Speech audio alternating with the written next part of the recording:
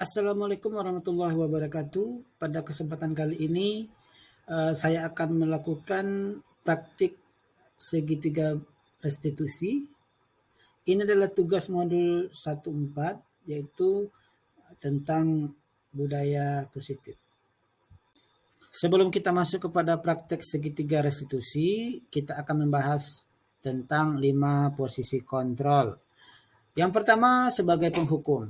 Seorang penghukum bisa menggunakan hukuman fisik maupun verbal. Orang-orang yang menjalankan posisi penghukum senantiasa mengatakan bahwa sekolah memerlukan sistem atau alat yang dapat lebih menekan murid-murid lebih dalam lagi. Guru-guru yang menerapkan posisi penghukum ini biasanya berkata, "Patuhi aturan saya," atau "Awas. Kamu selalu saja salah. Selalu, pasti selalu yang terakhir selesai." 2. Sebagai pembuat rasa bersalah.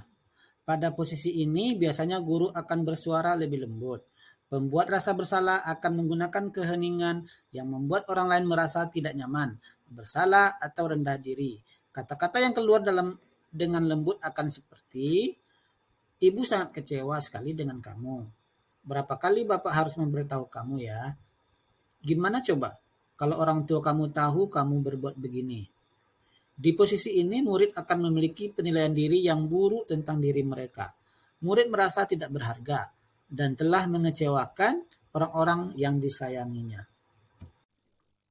Yang ketiga, sebagai teman. Guru pada posisi ini tidak akan menyakiti murid, namun akan tetap berupaya mengontrol murid melalui persuasi. Posisi teman pada guru bisa negatif ataupun positif. Positif di sini berupa hubungan baik yang terjalin antara guru dan murid. Guru di posisi teman menggunakan hubungan baik dan humor untuk mempengaruhi seseorang. Mereka akan berkata, "Ayo bantulah demi Bapak ya." Atau, "Ayo ingat tidak bantuan Bapak selama ini. Ya sudah kali ini tidak apa-apa, nanti Ibu bantu bereskan." Hal negatif dari posisi teman adalah bila suatu saat guru tersebut tidak membantu, maka murid akan kecewa dan berkata, "Saya pikir Bapak atau Ibu teman saya." Murid merasa dikecewakan dan tidak mau lagi berusaha. Posisi kontrol yang keempat yaitu sebagai pemantau. Memantau berarti mengawasi. Pada saat kita mengawasi, kita bertanggung jawab atas perilaku orang-orang yang kita awasi. Posisi pemantau berdasarkan pada peraturan-peraturan dan konsekuensi. Dengan menggunakan sanksi atau konsekuensi, kita dapat memisahkan hubungan pribadi kita dengan murid sebagai seseorang yang menjalankan posisi pemantau. Pertanyaan yang diajukan seorang pemantau bisa berupa, peraturannya apa? Apa yang telah kamu lakukan? Sanksi atau konsekuensinya apa? Seseorang pemantau sangat mengandalkan penghitungan, catatan, data yang dapat digunakan sebagai bukti atas perilaku seseorang. Posisi ini akan menggunakan stiker, slip catatan, daftar cek. Posisi pemantau sendiri berawal dari teori stimulus respon yang menunjukkan tanggung jawab guru dalam mengontrol murid.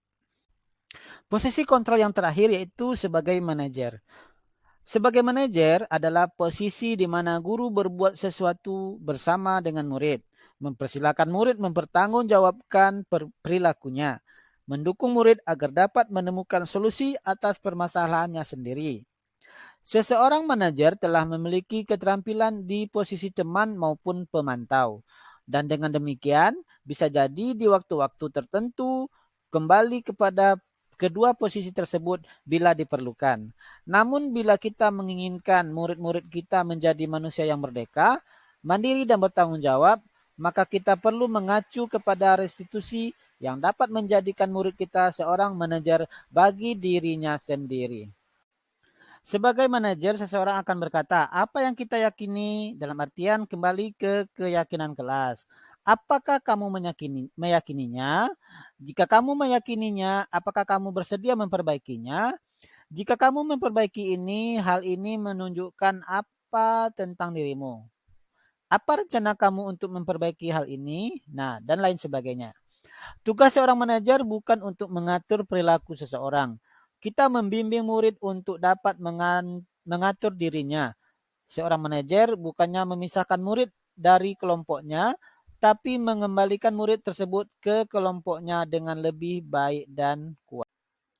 Dalam praktik penerapan disiplin sehari-hari, kita akan kembali ke posisi teman atau pemantau. Karena murid yang ditangani belum siap diajak berdiskusi atau diundang melakukan restitusi.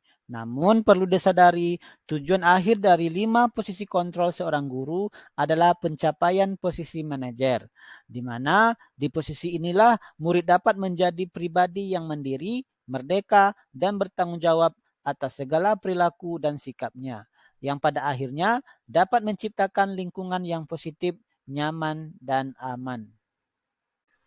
Nah, segmen selanjutnya yaitu skenario kasus.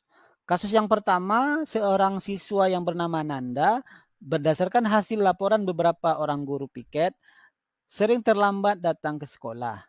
Setiap ditegur dan diingatkan untuk tidak terlambat, Nanda selalu berjanji untuk tidak akan terlambat lagi. Namun keesokan harinya, Nanda juga terlambat lagi. Berdasarkan hal tersebut, maka saya akan melakukan praktik segitiga restitusi bersama dengan Nanda dengan harapan agar Nanda mampu menemukan solusi untuk permasalahan yang dialaminya sehingga Nanda tidak akan terlambat lagi datang ke sekolah. Salam, masuk Nanda. Silakan duduk. Ananda Saputra. Kamu tahu kenapa Bapak panggil? Tahu. Kenapa tuh? Lambat. Oke. Kalau boleh Bapak tahu kenapa Nanda terlambat? Banyak kerjaan di rumah tadi. Oh gitu. Iya. Terus apa lagi? Terlambat bangun? Iya, bangun terlambat jam 6.40 deh, Pak. Oh gitu. Oke. Nah, kira-kira Nanda menyadari nggak ini sebuah pelanggaran aturan sekolah? Iya. Terus kira-kira kedepannya seperti apa? Apa rencana Nanda biar tidak terlambat lagi? Akan tidur lebih cepat. Oke. Boleh. Akan bangun lebih cepat. Membuat alarm. Terus akan disuruh orang tua. Oke. Jadi kedepannya seperti itu ya? Iya. Oke, sip. Ya. Oke, Ananda Saputra, tadi kita sudah melakukan restitusi terhadap pelanggaran yang Nanda lakukan. Kira-kira mana yang lebih bagus, dihukum atau dilakukan hal seperti ini? Seperti ini aja, Pak. Kenapa gitu? Kalau dihukum? Kalau dihukum agak apa ini, Pak? Tidak hormat. Kalau ini lebih diperhatikan secara hormat. Terima kasih ya. Skenario kasus yang kedua yaitu seorang siswa yang bernama Irham berdasarkan hasil laporan beberapa orang guru mata pelajaran sering tidak mengumpulkan tugas yang diberikan. Setiap tugasnya ditagih oleh guru, Irham selalu memberikan alasan untuk segera dikerjakan. Namun demikian setelah diberikan tambahan waktu untuk mengerjakan tugasnya, Irham tidak kunjung mengumpulkan tugas tersebut dan selalu memberikan alasan yang bermacam-macam. Alasan yang diberikan seperti tidak memiliki pena, buku paket, dan lain sebagainya. Berdasarkan hal tersebut, maka saya akan melakukan praktik restitusi bersama dengan Irham dengan harapan agar Irham mampu menemukan solusi untuk permasalahan yang dialaminya tersebut. 1, 2, 3. Salam, Mas Irham. Duduk. Irham tahu kenapa Bapak panggil? Tahu Pak. Apa itu? Karena nggak tugas. Kalau boleh Bapak tahu, kenapa Irham nggak mengumpulkan tugas? Karena lupa Pak. Lupa? Kawan-kawan nggak ngasih tahu? Atau nggak bertanya? Enggak Pak. Dah. Rolling and action. Oke, Ilham, Bapak paham mungkin kamu sibuk atau banyak kegiatan di rumah atau lain sebagainya sehingga tidak sempat membuat PR gitu ya atau membuat tugas ya. Nah, kira-kira apa namanya? Apa? Rolling and action. Ya, Irham kan paham ya, tahu ya bahwasanya setiap kita ini kan punya tugas masing-masing. Nah, tapi kan kita punya tanggung jawab juga masing-masing kan. Kira-kira Irham menyadari nggak bahwasanya perbuatan Irham itu melanggar peraturan sekolah. Jadi kira-kira apa yang bisa Irham rencanakan atau solusinya apa kira-kira dari kejadian ini? Membuat pulang lagi Pak. Dengan cara apa? Cara pinjam kawan Pak. Punya kawan, kemudian bertanya sama kawan ya. Nah, kedepannya seperti itu ya. Jadi kedepannya kalau ada tugas, kalau tidak paham, Ditanyakan. tanyakan sama kawan. Oke, terus selalu aktif ya. Kok bapak pula? Harusnya enggak.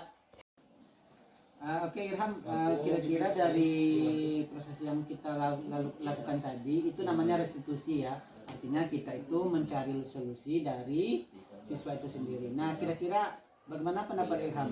Apakah misalnya Irham tidak buat tugas itu dihukum atau dilakukan kegiatan seperti ini? Apa pendapat Irham? Oke.